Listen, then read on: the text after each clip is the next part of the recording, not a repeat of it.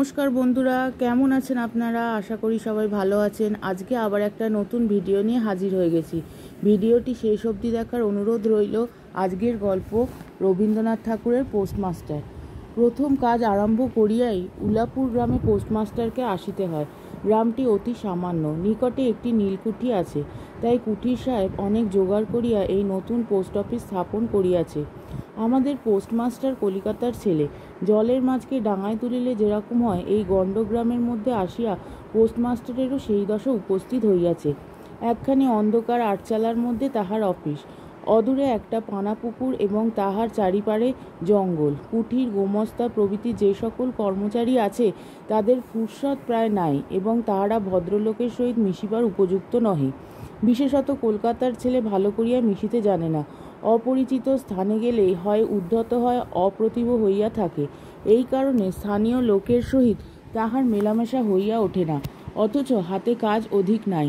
কখনো কখনো দুটো একটা কবিতা লিখিতে চেষ্টা করেন।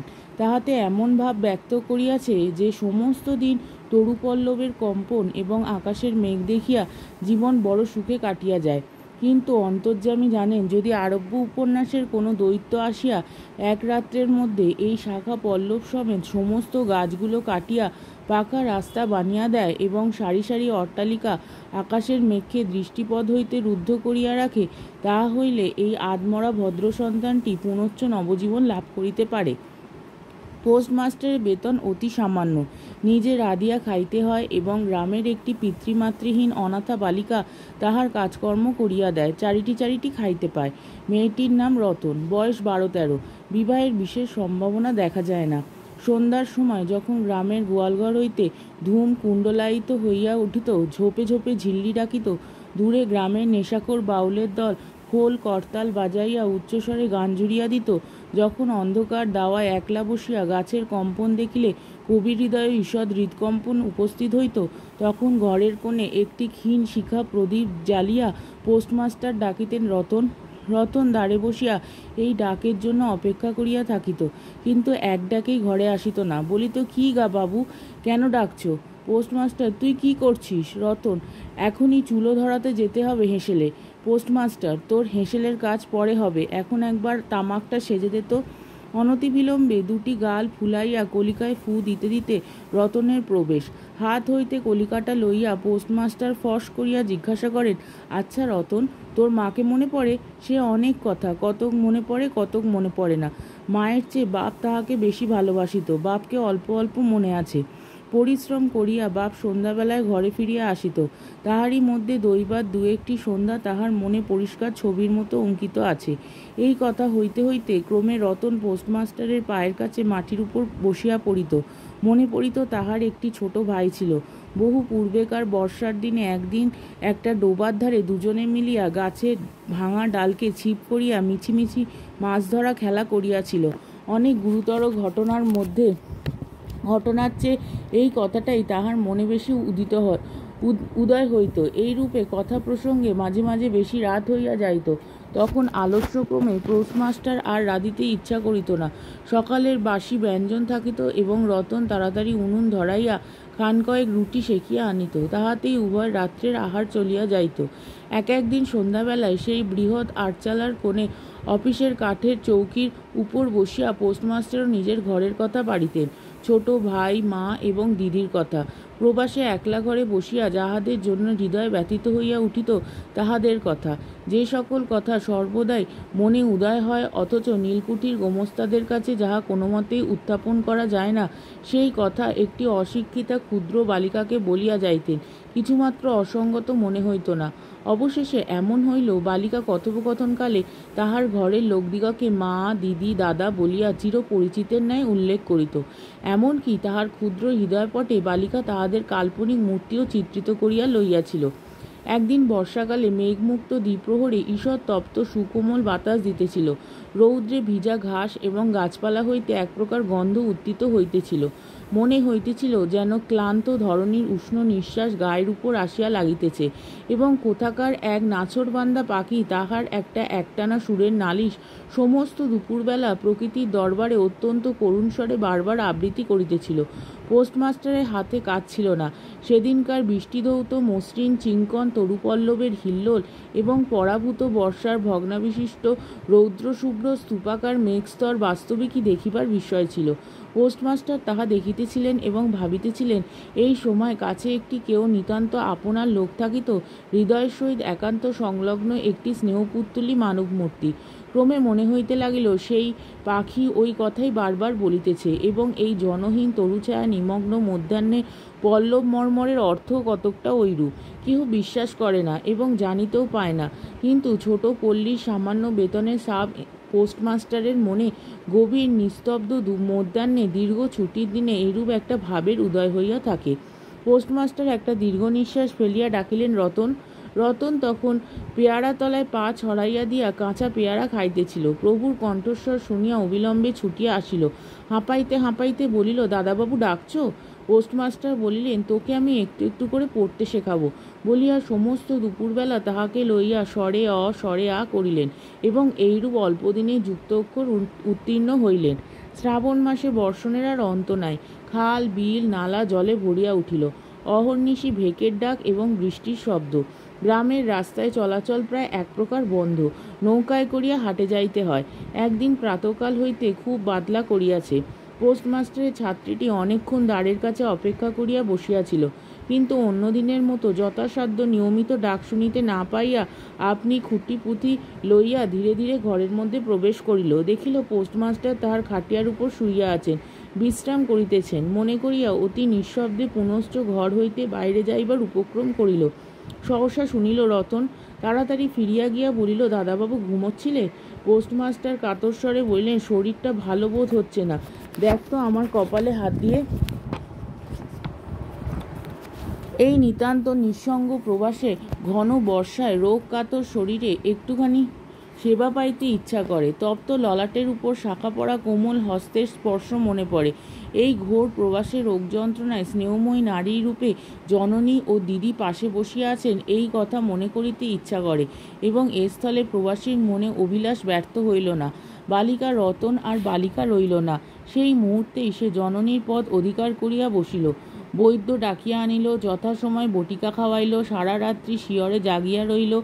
আপনি পত্য রাধিয়া দিল এবং শতবার করিয়া জিজ্ঞাসা করিল, হ্যাঁ গো দাদাবাবু, একটুখানি ভালো বোধ হচ্ছে কি? বহুদিন পরে পোস্টমাস্টার ক্ষীণ শরীরে রোগশয্যা ত্যাগ করিয়া উঠিলেন। মনে স্থির করিলেন, আর নয়, এখান হইতে কোনো মতে বদলি হইতে হইবে। স্থানীয় অস্বাস্থ্যের উল্লেখ করিয়া তৎক্ষণাৎ কলকাতায় কর্তৃপক্ষের নিকট বদলি হইবার জন্য দরখাস্ত করিলেন। রোগ সেবা হইতে নিষ্কৃতি পাইয়া রতন দ্বারের বাইরে আবার তাহার স্বস্থান অধিকার করিল, কিন্তু পূর্বপদ আর তাহাকে ডাক পড়ে না। মাঝে মাঝে উঁকি মারিয়া দেখে পোস্টমাস্টার অত্যন্ত অন্যমনস্কভাবে চৌকিতে বসিয়া অথবা খাটিয়ায় শুইয়া আছেন। রতন যখন আহ্বান প্রত্যাশা করিয়া বসিয়া আছে, তিনি তখন অধীর চিত্তে তাহার দরখাস্তের উত্তর প্রতীক্ষা করিতেছেন।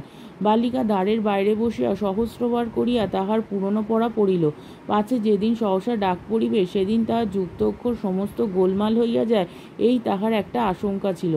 অবশেষে সপ্তাহখানেক পরে একদিন সন্ধ্যাবেলায় ডাক পড়িল। উদ্বেলিত হৃদয়ে রতন গৃহের মধ্যে প্রবেশ করিয়া বলিল, দাদাবাবু আমাকে ডাকছিলে?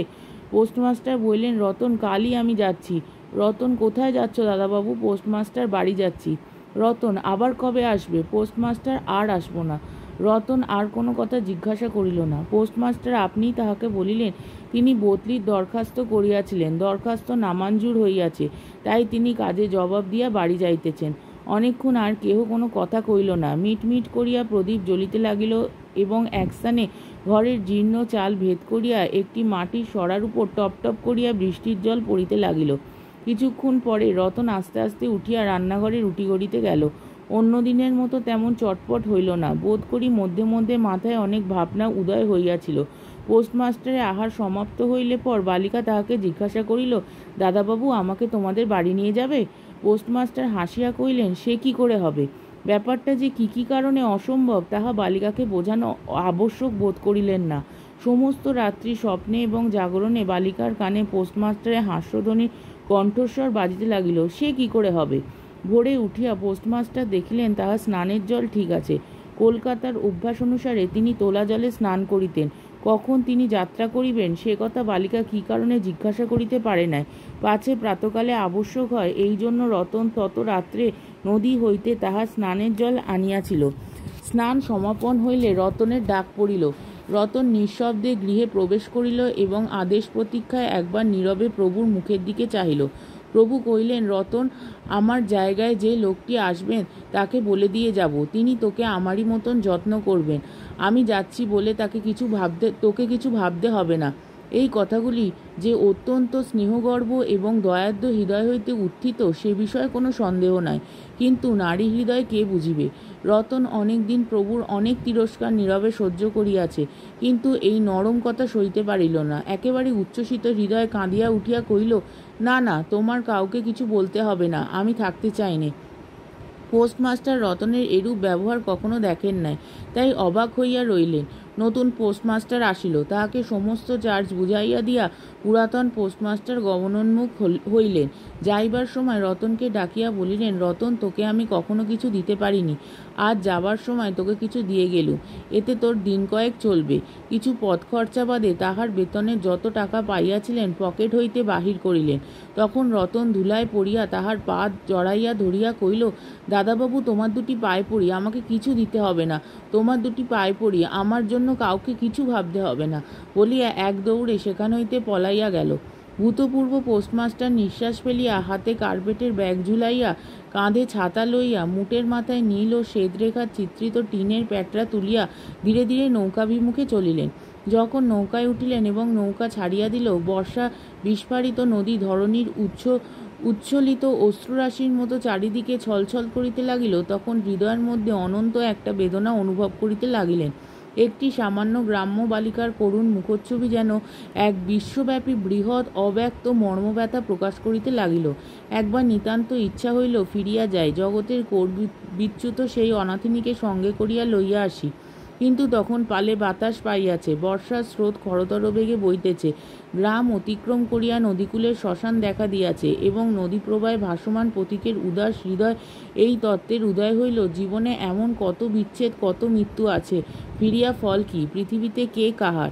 কিন্তু রতনের মনে কোনো তত্ত্বের উদয় হইল না। সে সেই পোস্ট অফিস গৃহের চারিদিকে কেবল অশ্রুজলে ভাসিয়া ঘুরিয়া ঘুরিয়া বেড়াইতেছিল। বোধ করি তাহার মনে ক্ষীণ আশা জাগিতেছিল, দাদাবাবু যদি ফিরিয়া আসে। সেই বন্ধনে পড়িয়া কিছুতেই দূরে যাইতে পারিতেছিল না। হায় বুদ্ধিহীন মানব হৃদয়, ভ্রান্তি কিছুতেই ঘোচে না। যুক্তিশাস্ত্রের বিধান বহু বিলম্বে মাথায় প্রবেশ করে। প্রবল প্রমাণকে অবিশ্বাস করিয়া মিথ্যা আশাকে দুই বাহুপাশে বাঁধিয়া বুকের ভিতরে প্রাণপণে জড়াইয়া ধরা যায়। অবশেষে একদিন সমস্ত নাড়ি কাটিয়া হৃদয়ের রক্ত শুষিয়া সে পলায়ন করে। তখন চেতনা হয় এবং দ্বিতীয় ভ্রান্তিপাশে পড়িবার জন্য চিত্ত ব্যাকুল হইয়া ওঠে। আমার ভিডিওটি যদি আপনাদের ভালো লেগে থাকে তাহলে আমাকে কমেন্টের মাধ্যমে আপনাদের মতামত অবশ্যই জানাবেন এবং আমার ভিডিওটিকে লাইক ও শেয়ার করার এবং আমার চ্যানেলটিকে সাবস্ক্রাইব করার অনুরোধ রইল। তাহলে আজকের ভিডিওটা এই অবধি, পরের দিন আবার অন্য কোনো গল্প নিয়ে হাজির হয়ে যাব। ততক্ষণ পর্যন্ত আপনারা সবাই ভালো থাকবেন, সুস্থ থাকবেন, সাবধানে থাকবেন এবং আমার ভিডিওটি দেখতে থাকবেন। তাহলে আজকে আসি, টাটা।